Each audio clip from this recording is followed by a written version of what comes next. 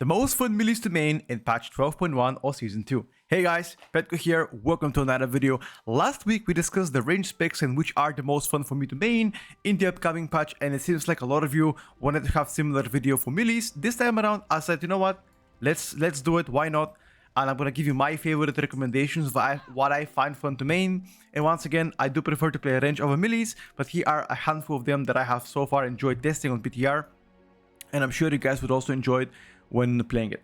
Alright, starting from a few honorable mentions before I let you guys know who is the winner.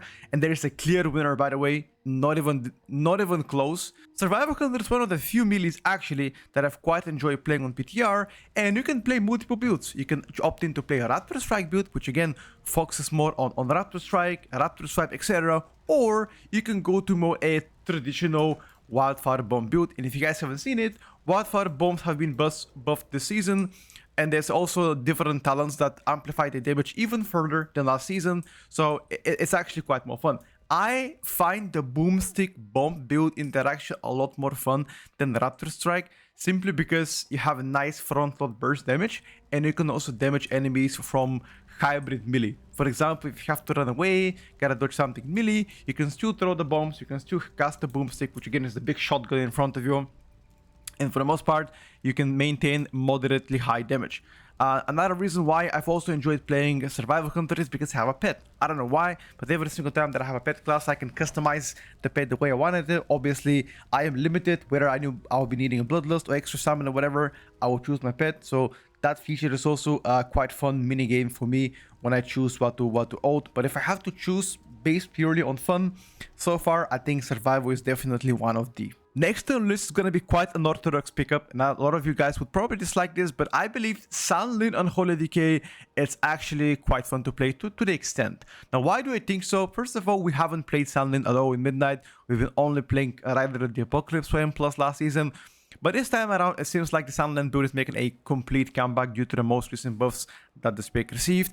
And pretty much the reason why I enjoy this so much is because you are playing, first of all, more disease-oriented build, because you're playing Blightfall. Now, again, if they were to be nerfing Blightfall in the future, at least you're still playing Sunland, which, again, it's kind of its own minigame. You gotta make sure you get enough Queen stacks up to 7 before doing damage. You gotta maintain those stacks from pack to pack, especially with your minor cooldowns, which is Dark Transformation, and if you don't, your damage is gonna fall drastically. I think the difference between good Sunlin decays as Unholy and bad ones is gonna be gigantic, which is another reason why I believe this spec is so fun to min-max, because it can truly show how much of your damage comes from actually skillful managing your cooldowns or resources rather than just pressing 2 buttons and doing burst.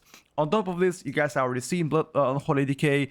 You've summoned a lot of Maguses, a lot of skeletons, and this time around they've also made you summon kind of like a big skeletons that cast stuff. I forgot the name. I think it's called Magus with a Death or some shit. It's not the small skeleton mage. It's like slightly bigger version of it. Yeah, maybe you already see it on screen, but it's like a slightly bigger one. But that's also pretty fun, because when I used to play Diablo 2 back in the day, I used to main Necromancer. So summoning skeletons and any kind of pets has been a core feature in my childhood memory. So another reason why I like Unholy so much right now is due to visuals. Doesn't even, you know, I don't even include damage part, just purely visuals. For me, it's already top tier, but everything included in it, the mini game, etc., makes it even more desirable pickup, on top of already being actually quite strong next season. Not as strong as last season, but you know, still there. Okay, next on the list, once again, unorthodox pick, Aldraki Reaver Havoc DH, a build that we haven't played since the War Within, and it seems like this season it's actually brought back. Felskar and Aldraki are both quite strong next season, and you can play either, but for me, Aldraki is a lot more fun due to mixing up glaives, constantly dashing forward, backwards, less reliant on immolation out of damage-wise, and just purely using your abilities and min-maxing your glaives, etc. and procs, which again, it's a very niche spec, which if you actually play it right, it's so much fun. And the biggest game here, or kind of a mini game within the spec, is playing around Wooden Curry, which is your priority target / funnel damage. If you actually focus one mob, you can funnel all of your resources down to it and potentially cleave it and defeat it faster, which once again, it is always a pleasant experience when you press your buttons in the right order and you damage the important mob to die and it dies first. You know, it's always nice because at the end of the day, in Mythic Plus, the damage that does the highest overall not all the time brings you speed. And for me, Aldaraki Reaver is one of the specs that I believe, if played correctly, can bring a lot of speed to your team, especially once again if there are those funnel mobs that you can do or proud target mobs. Yeah, give it a try. You're gonna like it. And also, you don't play Inertia. Most of the builds right now, at least in the current state, 6 days before the patch, don't play Inertia. They play Exergy, which again, it's a lot more, it's a lot easier to maintain than Inertia, which can be quite annoying for most people, and I understand why people didn't like it. So now Exergy is pretty easy. Every 20 seconds, whether you press the Hunt or Vengeful Retreat, you can maintain the 5% damage amp, which again, fantastic. Okay, and before I review the winner, I gotta let you know, I know a lot of you were expecting to see Stormbringer Enhanced Shaman, and even though that spec is actually a boatload of fun to play, and the rotation smoothness is likely the best attractive feature of that spec, sorry, the most attractive feature of the spec. I have been Ellie Shaman main for a long time, and I cannot make myself love Enhanced just because I love Ellie and I main Ellie, so I am very biased against it. But if you are looking for a smooth rotation, satisfying procs, especially if you do get to have Doom wins inside your pack without getting your major cooldowns up, Enhance is definitely the go-to. Also, visually, Enhance is quite pleasant. Give it a try. You won't be disappointed. But once again, for the most part, you are probably might be disappointed if you try Ellie first. I think Ellie is more fun, but then again, I'm pretty biased.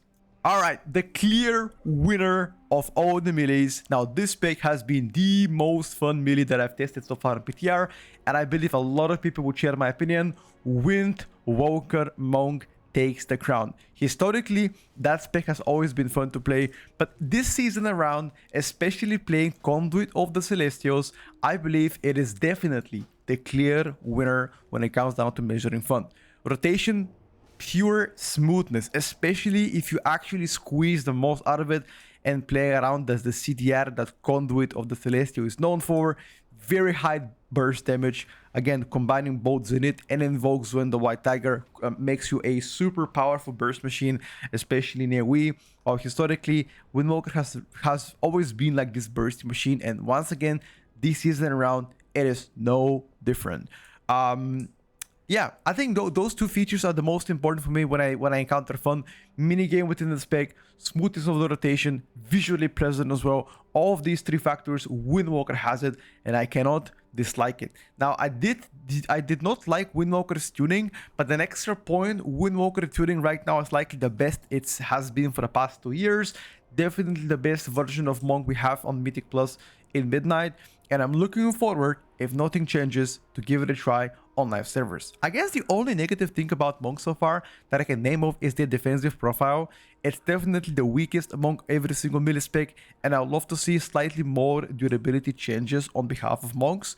Is that going to happen in the future? I really hope so, because once again, it might come down to the highest keys possible, and if Windwalker cannot live, you might just end up playing something that can do less damage than Monks, but at least can be, you know, at least it can live, which I think it's quite important.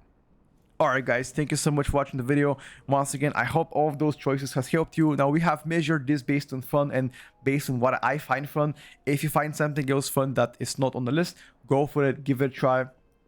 But we don't really care about performance here. We don't care if XYZ does XYZ damage. It's just purely how the spec plays out. Is it visually nice? How is your rotation? How is the flow of the spec, etc. All of this kind of contribute to me choosing all of those specs that I just mentioned to you and ranking them pretty much in in order. That's it. Thank you for watching, and once again, make sure to follow to not miss another video, and I'll see you guys next time. Peace out. Bye for now.